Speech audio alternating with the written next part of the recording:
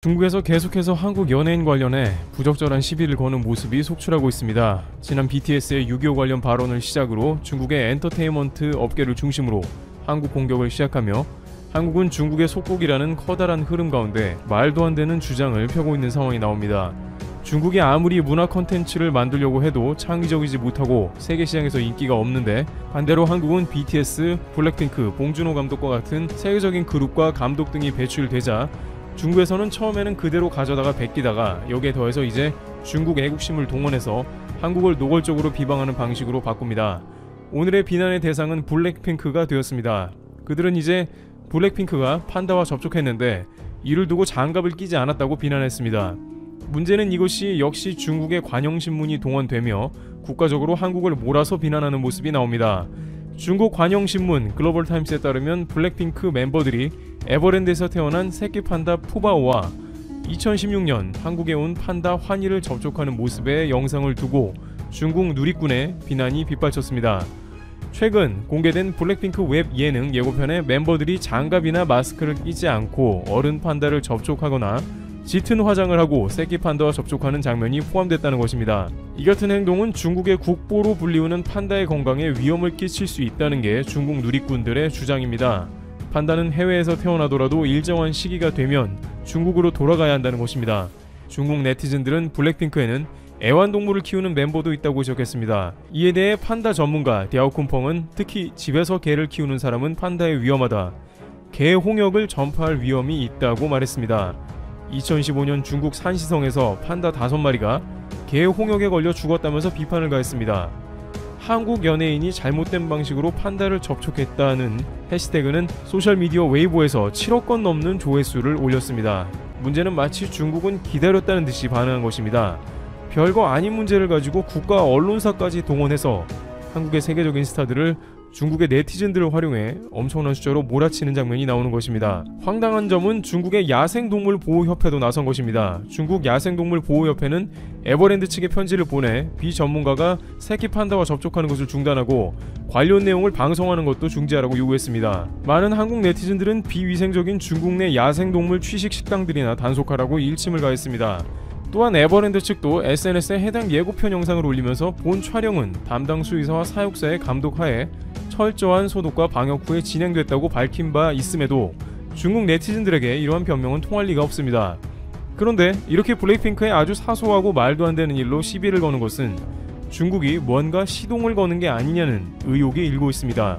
왜냐하면 중국의 국가 언론 관영신문이 계속해서 선동을 하고 있기 때문인데요. 일각에서는 중국이 한국에 보내는 반중 움직임을 사전에 철저하게 차단하려는 경고장으로도 해석합니다. 현재 중국은 코로나 책임을 중국으로 돌렸던 호주에 온갖 제재를 가하며 경제보복을 하는 상황입니다. 원래 그랬는데 훨씬 최근에 더 심해진 모습이 나옵니다.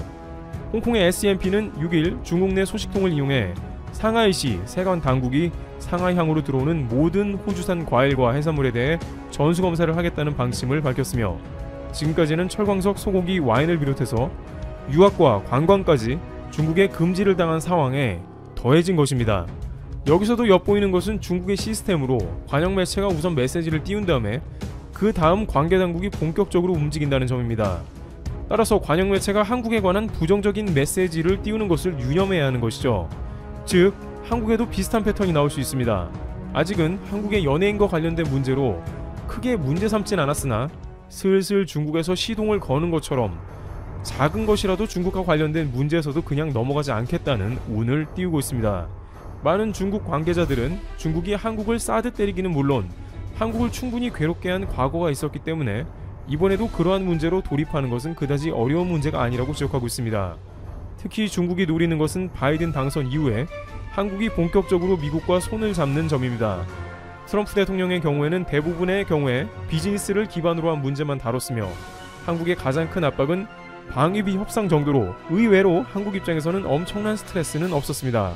그러나 바이든의 경우에는 이제 한국을 본격적으로 아시아태평양 경제연합체로 초대한다는 것입니다. 이는 중국을 본격적으로 대항하는 반중연합체라서 한국 입장에서는 크게 부담되는 면이 있습니다. 대외경제정책연구원은 미국은 중국을 견제하기 위해 영내 다자 무역협정으로서 CPTPP를 활용할 가능성이 있다며, 바이든이 포괄적, 점진적 환태평양 경제 동반자 협정 가입을 요구할 수 있다는 분석을 했습니다. 중국이 자신들 우방들의 경제 연합체인 RCEP을 통해서 전세계 영향력을 확대하려는 대항마라고 할 수 있습니다. 한국이 지금까지 이런 것에 다소 자유로웠던 것은 트럼프 미국 대통령이 지난 2018년 1월 TPP 탈퇴를 선언하고 다자 무역협정 질서를 벗어나 자국 우선주의, 고립주의 노선을 고수해왔기 때문입니다. 따라서 한국은 미중 간의 고래 싸움을 어느 정도 피할 수 있는 여유가 생겼던 것입니다. 그러나 바이든은 한국의 미국 중심 경제 동맹체에 가입하라는 거센 요구를 할 수 있다는 것이죠. 바이든은 오바마 정부 부통령 시절에 한국에 와서 미국 반대 세력에 베팅하는 것은 좋지 않은 생각이라며 직설적으로 중국 쪽에 가면 안 된다고 언급한 바 있습니다. 바로 이와 같은 때 중국은 그 틈을 놓치지 않을 것이란 이야기입니다. 실제 이 문제가 쉽지 않은 것은 미국은 중국을 배제하고 미국 중심의 자동차, 반도체, 의료장비, 첨단 산업 등의 공급망 중심으로 키워나가려고 할 것이며 그 가운데 한국이 중국과 거래가 끊어질 가능성도 있는 것입니다. 따라서 여기까지 놓고 보면 한국은 자칫 선택의 방향에 따라 중국이 또 들고 일어나서 지난 사드처럼 한국의 선택을 강요할 수 있다는 우려가 들며 중국과 관계를 걱정해야 한다는 주장이 나옵니다. 자칫 한국 경제가 가시밭길을 걸을 수 있다는 것입니다.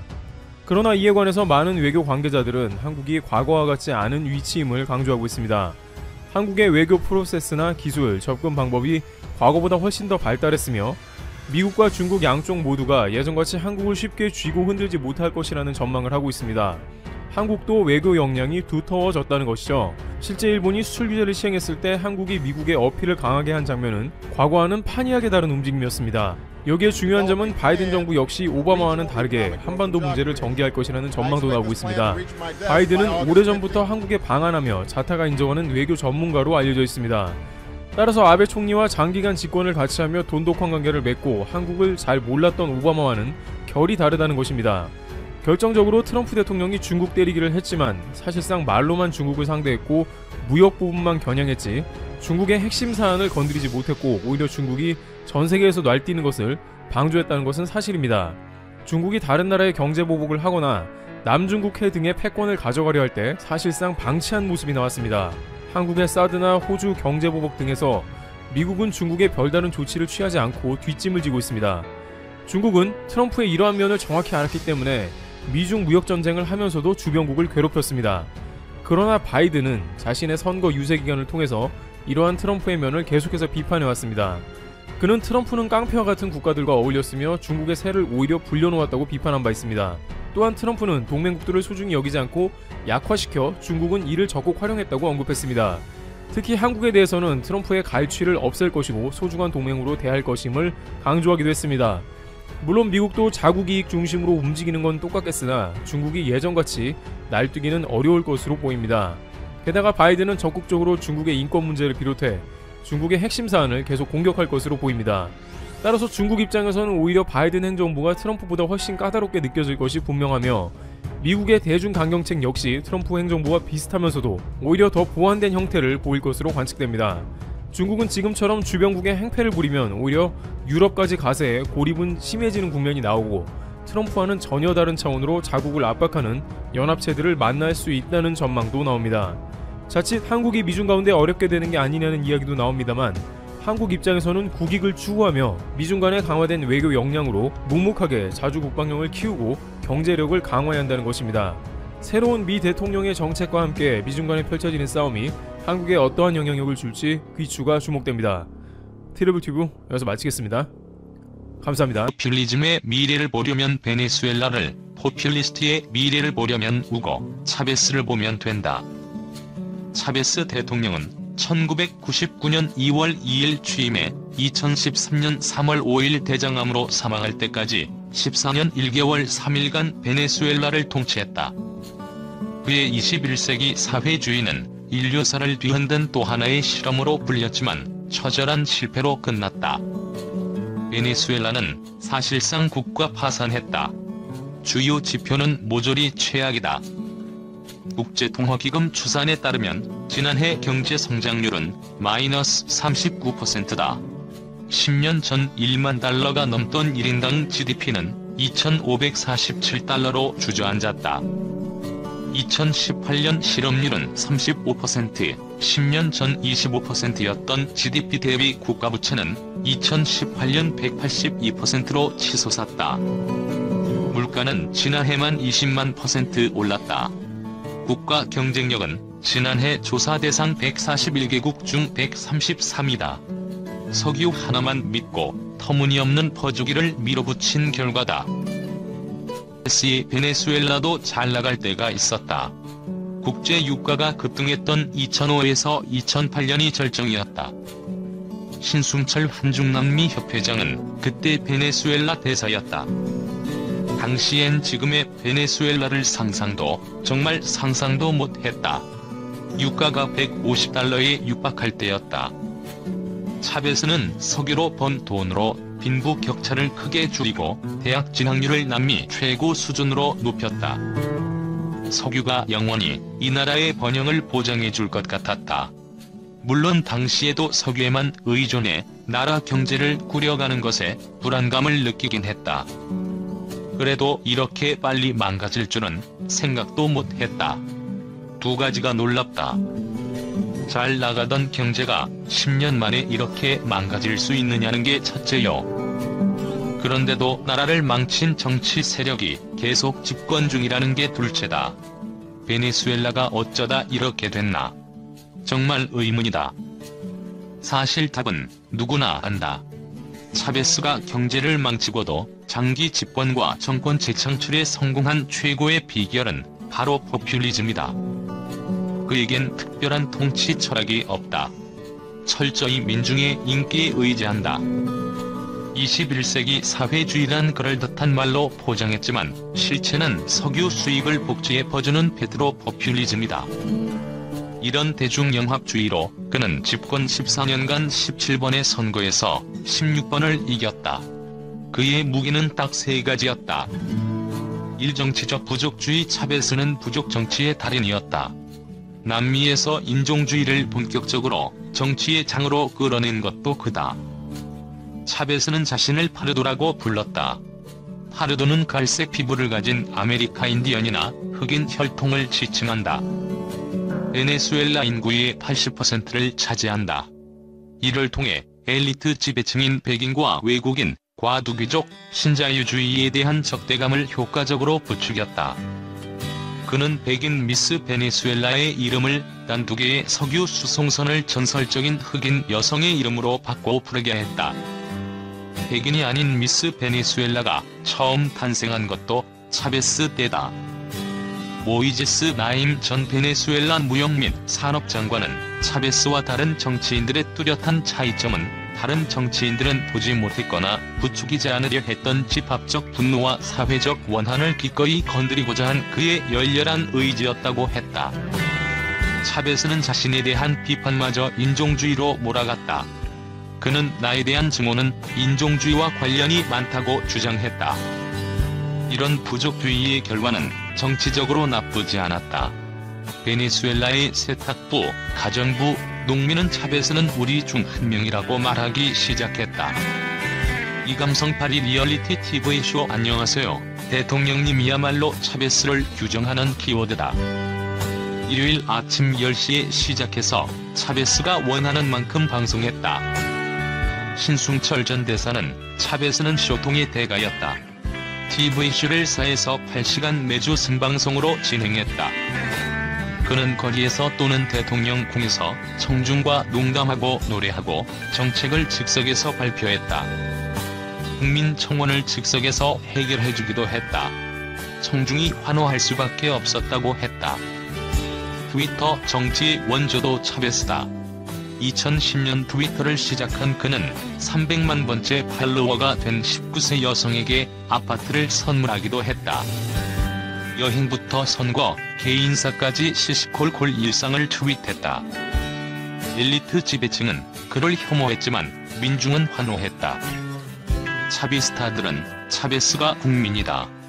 우리는 수백만이고 당신도 차베스다라고 외쳤다. 심지어 차베스가 사망한 뒤에도 차베스처럼 되자는 구호가 쏟아졌다. 요즘 한국에서 유행하는 네가 이다와 빠의 원조라고 할 수 있다. 3. 페트로 포퓰리즘. 석유 수익을 퍼주기에 쏟아부었다. 유가 상승으로 베네수엘라는 2000년에서 2012년 13년간 약 7,800억 달러의 수익을 올렸다. 직전 13년간의 3,100억 달러에 비하면 2.5배나 많다. 이 돈을 무상교육, 무상의료, 저소득층 보조금 지급에 쏟아부었다. 반짝 효과가 있었다. 불평등이 줄었다. 지니 계수가 1999년 0.498에서 2011년 0.397로 크게 낮아졌다. 당시 라틴 아메리카 18개국 중 0.3%대를 기록한 나라는 베네수엘라뿐이었다. 지니 계수 감소율도 주요국 중 최고였다. 하지만 그게 다였다. 차베스 집권 시절에도 물가 상승률이나 살인율, 실업률, 유아 사망률 등은 남미 최고 수준, 경제 성장률은 남미 주요국 중 꼴찌 수준이었다. 2008년 이후 석유값이 급락하자 석유에만 의존했던 경제는 곧바로 파국을 맞았다. GDP 대비 정부 지출은 2000년 28%에서 2018년 41%까지 늘었다. 재정 수지는 2007년 마이너스로 돌아선 후 해마다 적자 폭이 커지고 있다. 차베스의 후계 마두로 집권 후엔 더 나빠졌다. 국가는 사실상 파탄, 기아와 범죄 천국이 됐다. 차베스는 석유와 부족주의, 감성파리로 베네수엘라를 포퓰리즘의 포로로 만드는 데 성공했다. 한 번 포로가 된 베네수엘라 국민은 결코 포퓰리즘에서 벗어나지 못했다. 나라가 망할 때까지, 아니 나라가 망한 후에도 포퓰리즘의 노예로 끌려갔다.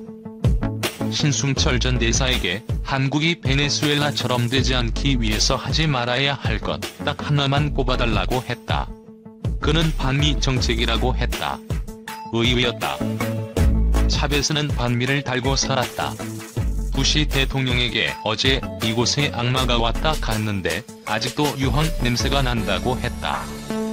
오바마를 사기꾼 아프리카인의 수치라고 불렀다. 너무 심했다. 미국을 적으로 돌리고 나니 베네수엘라가 살 수 있는 길이 어디에도 없었다. 반미를 하더라도 브라질의 룰라 대통령처럼 실용적 반미를 해야 했다.